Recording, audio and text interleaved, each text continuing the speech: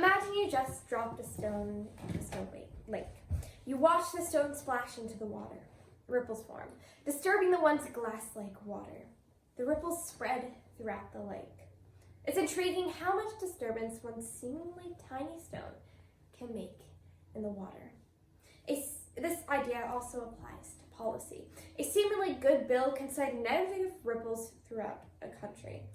And this is why I stand resolved that the federal government should not cancel up to $50,000 in student loan debt for every person with student loan debt.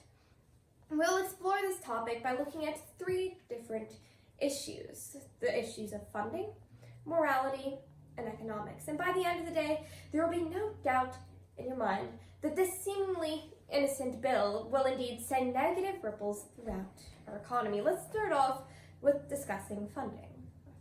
In my first argument, which is funding. Senator Elizabeth Warren proposed a very similar plan to that of this resolution, except there was one key difference. According to Annie Nova, writing for CNBC, quote, under Elizabeth Warren's proposal, introduced along with Representative James E. Claiborne, borrowers with income under $100,000 would get $50,000 of their student debt forgiven.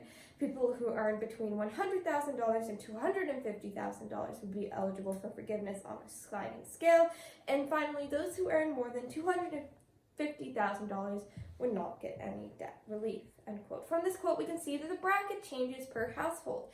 And according to an expert letter from Brandeis University, to Senator Warren in regards to her plan, quote, we estimate the cost per household for the policy to be roughly $5,027, projecting to a total household population of 127.59 million households.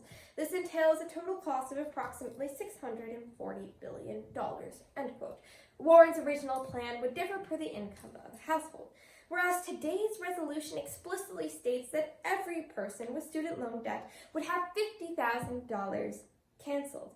This being said, the cost to pass the plan would be significantly greater than Senator Warren's plan. The price per household would skyrocket.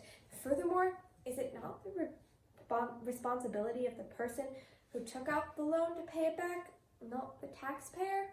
Now this leads me directly into my second point. Argument 2, moral applications. Moral applications. Canceling student loan debt also has moral effects. It creates a moral hazard. Moral hazard is defined by Oxford Dictionary as, quote, a lack of incentive to guard against risk where one is protected from its consequences, end quote. After a college student graduates, they work hard to get a job, and they work hard in college to receive a high GPA. But let me ask you a question. If a student knows that they will have $50,000 of their debt canceled, why would they work hard in college? Why would they work hard after college to get a job? Canceling student debt cushions the incentive for college students. The incentive to deal with the consequence of their own action. Now, this leads me into my third and final argument, economic applications. Economic applications. Cancellation doesn't fix the problem of that college is expensive. And this is a well-known fact. College is outrageously expensive. Cancellation would be a one-time action. It's a false solution for a long-term problem. In fact, debt cancellation only makes the problem worse. Now, the affirmative side may claim that forgiving debt will make college more accessible, and I completely agree. But let's look at this from another perspective. If the debt is forgiven, then it will make college more accessible, of course. If college is more accessible, then more students will attend.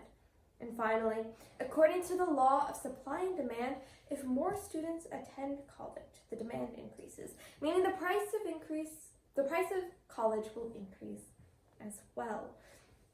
Debt cancellation isn't fixing the problem. It is simply making it worse. Canceling student debt is equivalent to trying to squelch a house fire using a blanket. It will only make the problem worse. Although student debt cancellation may seem like an innocent policy, through looking at the lens of funding, morality, and economics, I have shown you that it will in fact send negative ripples throughout the economy of our country. And this is why I still stand resolved that the United States government should not cancel up to $50,000 of student loan debt to every single person with student loan debt. Thank you. That enough? 58. Yeah.